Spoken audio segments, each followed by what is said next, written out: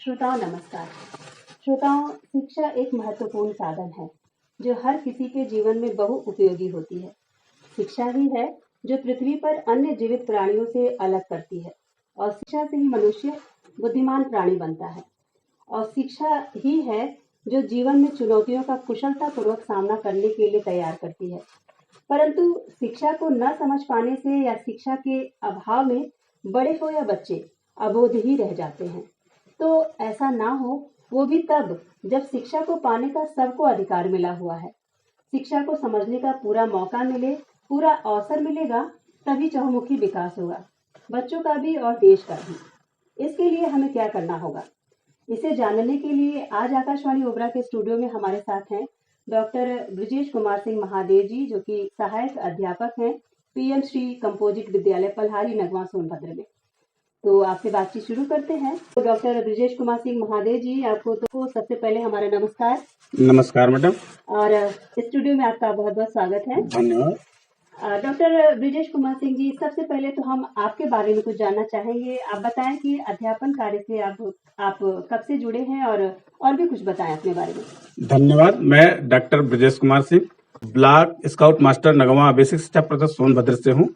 और मैं बता दूं कि मैं चौपन विकासखंड के भरारी ग्राम पंचायत का निवासी हूं और पिछले 3 दशक से मैं शिक्षा के क्षेत्र में कार्य कर रहा हूं। हालांकि बेसिक शिक्षा विभाग में 2002 से हूं। अच्छा। इंटर कॉलेज और महाविद्यालय में भी अध्यापन का कार्य कर चुका हूं। अच्छा। शिक्षण के साथ लेखन का कार्य भी करता हूं। अब तक 1.5 दर्जन पुस्तकें भी मेरी प्रकाशित हो चुकी हैं। बहुत अच्छी बात। भूगोल विषय में डॉक्टरेट के साथ साथ स्काउटिंग में हिमालय वुडबैज हूँ। अच्छा। सर्चलुक शोध पत्रिका और साहित्य सरोवर ई पत्रिका का संपादन भी कर रहा हूँ। एशियन एजुकेशन, नेशनल बिल्डर, राज्य आईसीटी के साथ दर्जनों सम्मान प्राप्त कर चुका हूँ। अब नवनिहालों के साथ सेवा में तत्पर हूँ। जी, बहुत ही गुण कार्य है जो लोगों के जीवन में एक खुशी का पल के साथ साथ एक प्रगति की ओर ले जाने वाला है। जी धन्यवाद। जी देखिए, शिक्षक का दायित्व तो बड़ा ही अनमोल होता है। उनके हाथों में, जैसे कि अभी आपने कहा, नवनिहालों का जीवन आप संवार रहे हैं, तो सही बात है कि शिक्षकों का जो जीवन है वो नवनिहालों का भविष्य जो है उज्जवल बनाने में जी बड़ा योगदान रहता है। तो महादेव जी, सबसे पहले आपसे यही जानना चाहेंगे बच्चों के लिए कि शिक्षा देखें उनके लिए बहुत जरूरी है। आपसे नहीं जानना चाहते कि बच्चों के लिए शिक्षा को उनके अनुसार कैसे रुचिकर बनाया जाए ताकि बच्चे मन से लिख पढ़ सकें, उसके बारे में उनके उत्सुकता जो है वो बढ़ सके। जी। बच्चों में शिक्षा को रुचिकर बनाने के लिए हमें उनकी रुचि को ध्यान में रखकर शिक्षण कार्य करना होगा। कहानियों, गीतों, खेलों के माध्यम से पढ़ाई को मजेदार बनाकर उनकी रुचि को बढ़ाया जा सकता है। वर्तमान समय में स्मार्ट क्लास, शैक्षिक ऐप, विविध नवाचार एवं शिक्षण अधिगम सामग्री की सहायता से यदि पढ़ाया जाए तो बच्चों का मन पढ़ने में अवश्य लगने लगता है। जी बिल्कुल। अभी आपने कहा एक विविध नवाचार, तो हम आपसे ये जानना चाहेंगे कि ये नवाचार से क्या अभिप्राय है आपका। जी। नवाचार वह परिवर्तन है जो पूर्व में प्रचलित विधियों में नवीनता का संचार करता है तथा नवीन तकनीकी के माध्यम से छात्रों का सर्वांगीण विकास करता है। पर शिक्षा में नवाचार का मतलब सिर्फ नई तकनीकी से कहीं ज्यादा है। अच्छा। यह एक नया विचार है, एक नया व्यवहार है जो शिक्षण को व्यवहारिक, सरल, रुचिकर और उपयोगी बनाता है। इसका मतलब समानता को बढ़ावा देने और सीखने की प्रक्रिया को बेहतर बनाने के लिए एक नए और सरल तरीके से वास्तविक समस्या का समाधान करना है। अच्छा। इस प्रकार शिक्षण अधिगम प्रक्रिया में सुधार के लिए शैक्षिक संदर्भ में महत्वपूर्ण परिवर्तन और प्रथाओं का अनुप्रयोग ही नवाचार है। अच्छा, नवाचार से शिक्षा में जो शिक्षण पद्धति है, इसमें क्या लाभ हो सकता है आपके हिसाब से? शिक्षा के क्षेत्र में प्रयुक्त शिक्षण अधिगम प्रक्रिया को और अधिक प्रभावी बनाने के लिए नए नए साधन एवं विधियों को ही शैक्षिक नवाचार कहा जाता है। जी। भारतीय शिक्षाविदों के अनुसार शिक्षा एक समग्र प्रक्रिया है जिसका मकसद किसी व्यक्ति का शैक्षणिक, सामाजिक, भावनात्मक और नैतिक विकास करना होता है। शिक्षण में नई तकनीकी के प्रयोग से छात्र ही नहीं बल्कि शिक्षक भी लाभान्वित होते हैं, क्योंकि नवाचार से शिक्षक सृजनशील, अध्ययनशील बनते हैं तथा तकनीकी प्रयोग में दक्षता हासिल करते हैं। अच्छा। शिक्षण में नवाचार के प्रयोग से छात्रों में नई खोज करने की भावना विकसित होती है तथा रचनात्मक सोच भी बढ़ती है। नवाचार से कक्षा शिक्षण में छात्रों को करके सीखने का अवसर मिलता है तथा उनमें अंतर्निहित क्षमता का विकास भी होता है। अच्छा। और मैं बता दूं, नवाचार से एक और तकनीकी लाभ उठाते हैं तो दूसरी ओर उनमें नई खोज करने की भावना का विकास भी होता है बच्चों में। जी जी। अच्छा, ये हम जानना चाहेंगे कि नवाचार में शिक्षकों की क्या भूमिका है? जी। शिक्षक की भूमिका अधिगम को ऐसे वातावरण का निर्माण करना है जहां बच्चे स्वयं अपनी वास्तविक क्षमता का एहसास कर सकें और ज्ञान का निर्माण कर सकें। नवाचार के जरिए शिक्षक शिक्षण में नए तरीके अपनाते हैं जिससे शिक्षा को रुचिकर प्रभावी बनाया जा सकता है। नवाचारी शिक्षण पद्धति में शिक्षक एक सलाहकार अर्थात सुगमकर्ता के रूप में कार्य करता है और छात्रों को कार्य करके सीखने का अवसर प्रदान करता है। और मैं बता दूं, शिक्षक नवाचार के माध्यम से कक्षा के सभी बच्चों को व्यक्तिगत रूप से प्रयोग करके शिक्षण को रुचिपूर्ण बोधगम्य बनाए रखने में अपनी महत्वपूर्ण भूमिका निभाता है। और अंत में शिक्षण में नवाचार शिक्षकों पर निर्भर करता है। शिक्षक नवाचार के द्वारा पढ़ाने के तरीके में परिवर्तन करके बच्चों में कौशल का विकास कर सकते हैं। शिक्षक जितना अधिक क्रियाशील, प्रभावपूर्ण और दक्ष होगा, शिक्षा उतना ही प्रभावशाली एवं उपयोगी होगी।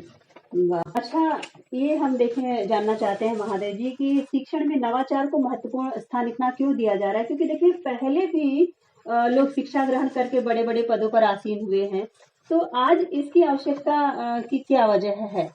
क्या इसकी आवश्यकता की क्या वजह मानते हैं? जी। इस समय हर पाठ्यक्रम में शासन स्तर से भी नवाचार को बढ़ावा मिल रहा है। अच्छा। तो मैं बता दूं कि शिक्षा, रविन्द्रनाथ टैगोर ने जी कहा है कि शिक्षा का आशय मस्तिष्क को इस योग्य बनाना है कि वह निरंतर सत्य को पहचान सके, इसके साथ एक हो सके, उसे अभिव्यक्त कर सके।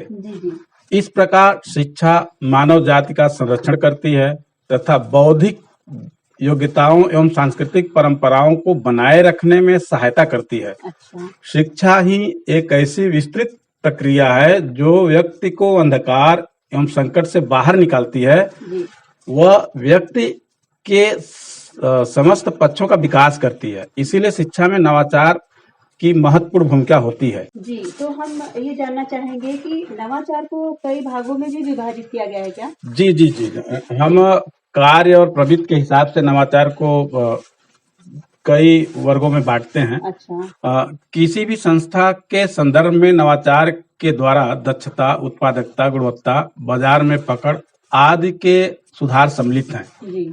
हम यहाँ शिक्षा के क्षेत्र में नवाचार की बात कर रहे हैं। जी, शिक्षा भी बदलाव के दौर से गुजर रही है।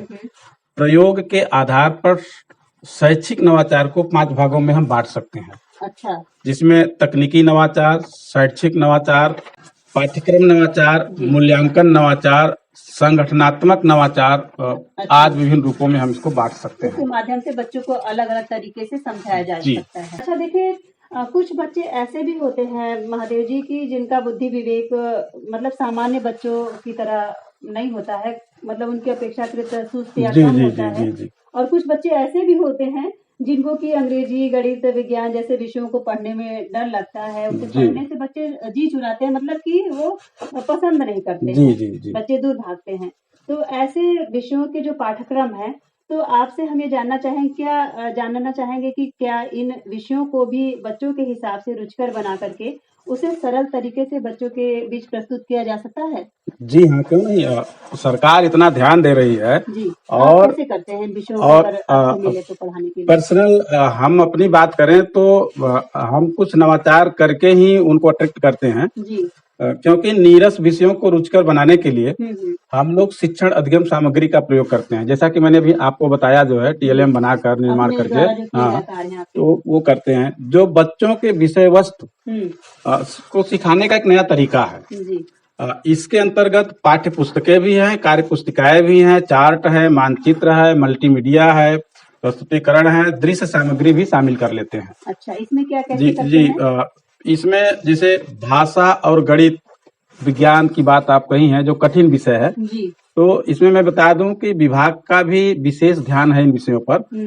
और बच्चों के अधिगम स्तर सुधारने के लिए और आसानी से सीखने के लिए हर विद्यालय पर एक अधिगम किट प्रदान किया गया है बेसिक शिक्षा परिषद द्वारा हर स्कूलों में। इस किट में क्या क्या होता है? उस किट में 2-3 चीजें मेन है, जैसे ठोस सामग्री है, कुछ पत्र है, कुछ जो है विभिन्न आकार के चीजें हैं। अच्छा। तो उन किटों के माध्यम से हम बच्चों को खेल खेल में शिक्षा प्रदान करते हैं और बच्चे भी इंजॉय पूर्ण सीखते हैं, मनोरंजन के साथ सीखते हैं। विषय के अनुरूप शिक्षक भी शिक्षण अधिगम सामग्री तैयार करके बच्चों को विषय का ज्ञान कराते हैं।